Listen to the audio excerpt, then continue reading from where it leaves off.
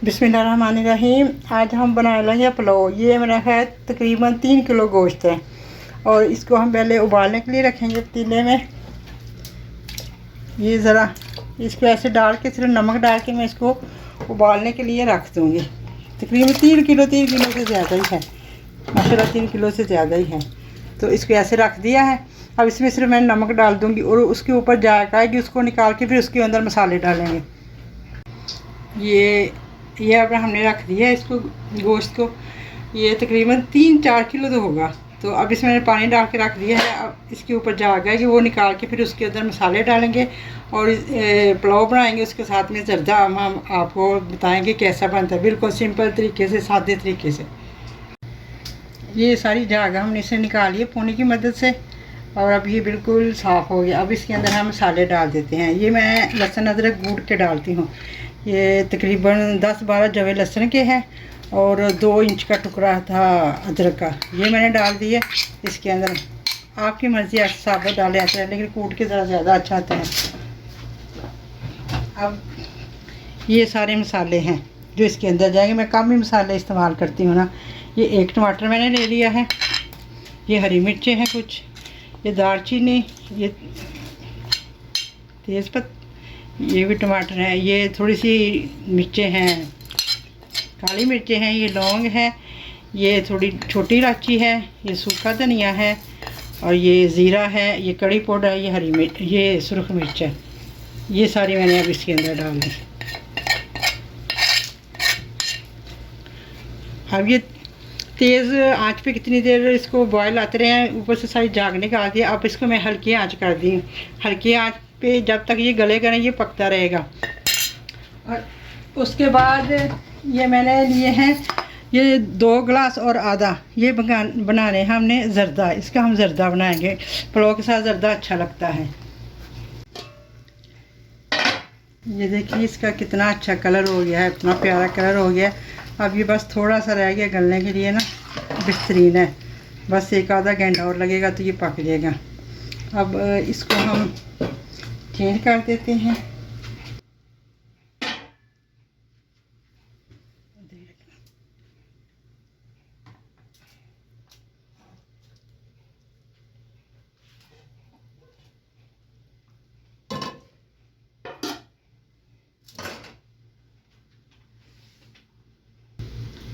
ये हम मीठे चावलों के लिए ना, ये इसमें पानी डाल लेते हैं। इसमें नाप तोड़ना नहीं तो जितना थोड़ा डालना चाहिए पानी ना।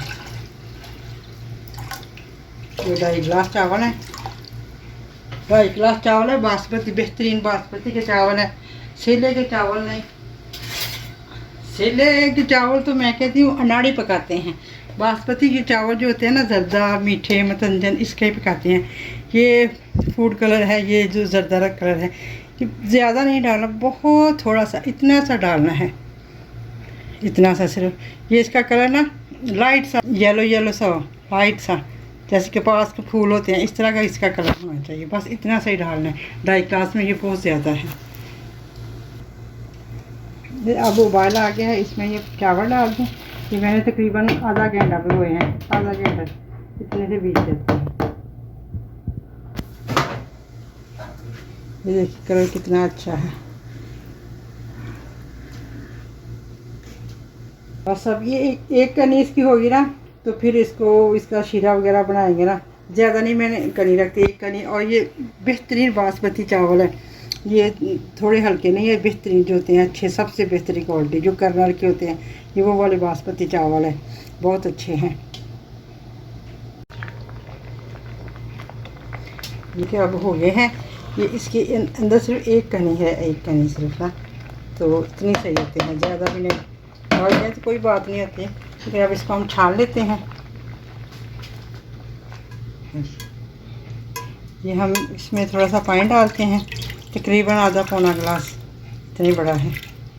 ये पानी डाल दिया। ये इसके अंदर मैंने 2.5 गिलास चावल लिए थे, ये वाला गिलास था, 2.5 गिलास चावल लिए हैं और ये 2 गिलास चीनी है। 2 से भी मैं कम ही डालती हूँ, ज़्यादा ही हो जाती है, फिर इतना मीठा नहीं खाया जाता।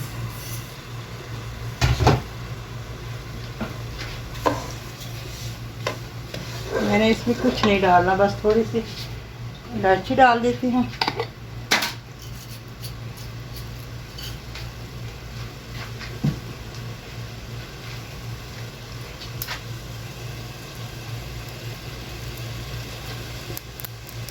पांच दाने इलायची तो काफ़ी निकली तो बहुत।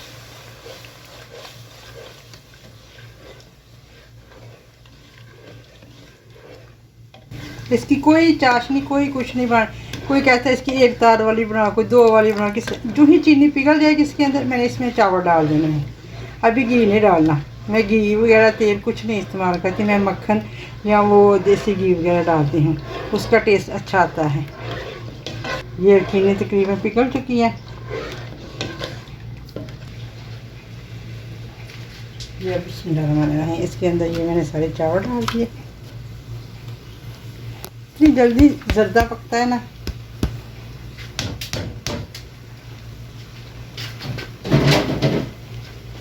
अब इसको बार बार चम्मच नहीं हिलाना, बस ऐसे ना एक बार सारा मिक्स कर दिया, क्योंकि टूटे ना चावल।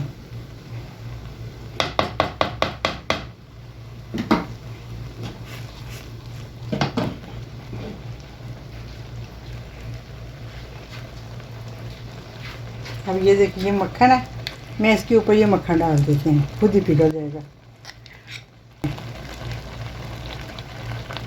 बस ये मक्खन डाल दिया।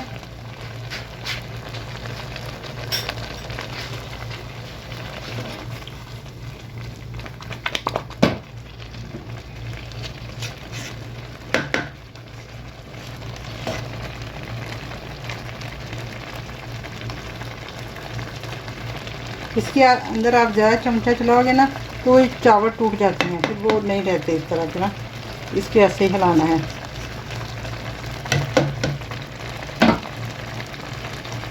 अब ये पानी कम हो जाएगा, मिक्स हो जाएगा, तो इसको हल्की आंच पे दम पे लगा दूँगी, बस इतने काम है। बिस्मिल्लाहिर्रहमानिर्रहीम। ये देखें कितने अच्छे बेहतरीन पक गए।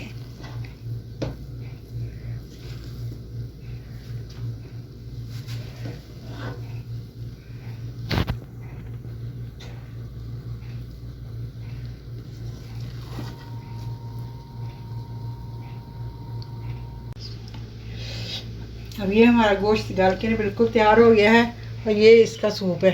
ये बिल्कुल ये हम छान लेंगे, जितने मसाले हैं ना सब छान लेंगे। तो अब ये इसमें थोड़ा सा घी डालते हैं। ज़्यादा घी नहीं डालना, क्योंकि उसमें भी है ना वो चर्बी वगैरह थी ना, उसका काफ़ी तेल है। इसमें प्याज डालते हैं। मैंने 2 प्याज बड़ी डाली काटी थी।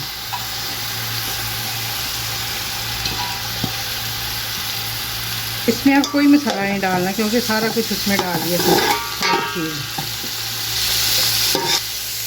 ये बेहतरीन बहुत अच्छा सारा हो गया। जैसे इस तरह का होना चाहिए ऐसे। ये देखिए अब इस तरह का प्याज हो जाए ना, ये इसका कलर बड़ा अच्छा निकल जाए। अगर ज़्यादा जल जाएगा तो बिल्कुल कलर निकलेगा, वो कड़वा कड़वा हो जाएगा। इस तरह का रखें।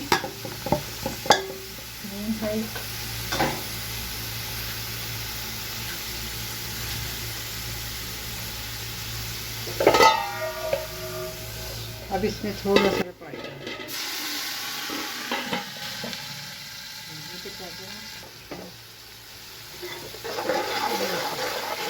अब इसका बहुत प्यारा कलर निकलेगा, बहुत अच्छा कलर निकलेगा। ये इसका कलर निकल गया। अब इसमें यह सारा ये सारा अब इसमें चला गया।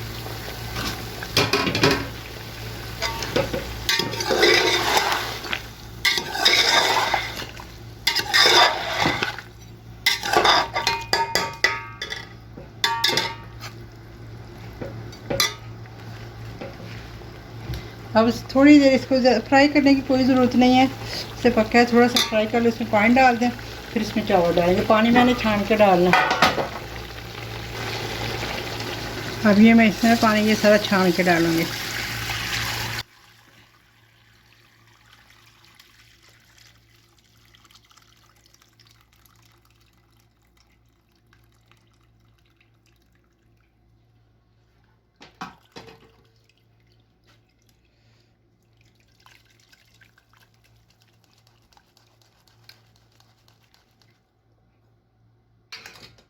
देखें बेहतरीन साग, इसमें मिर्च वगैरह हर चीज़ है, बस इसमें थोड़ी सी काली मिर्च डालें। जब चावल डालूंगी फिर काली मिर्च डाल दी। ये तकरीबन 3 किलो से ज़्यादा गोश्त है और मैंने 7 गिलास चावल भिगोए हैं, वो जो मैं ये बेहतरीन है इतना सा पानी। अब इसमें चावल छान के डालती हूँ।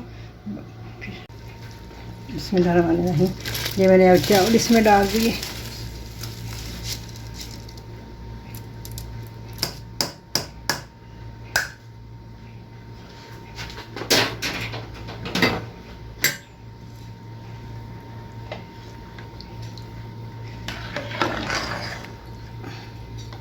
अब मैंने इसके ऊपर कुछ नहीं डालना, सिर्फ नमक चेक करें नमक इसका सही है, और इसके सिर्फ काली मिर्च डालनी है।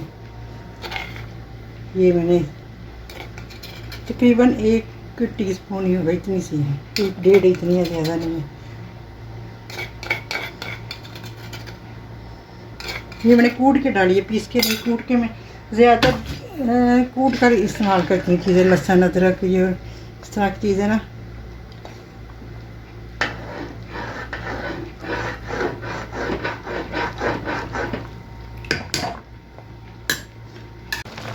बस ये देखिए अब पानी खुश्क हो गया है। अब मैं इसको आधे घंटे के लिए दम पे लगा दूँगी, फिर उसके बाद आपको ना दिखाऊँगी। अब हो गया माशाल्लाह बेहतरीन से।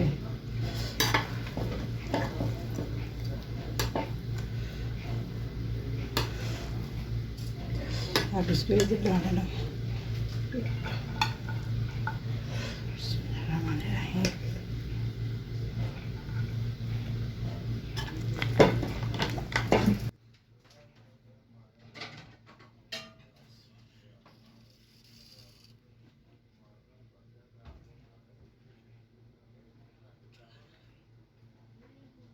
बिस्मिल्लाहिर्रहमानिर्रहीम।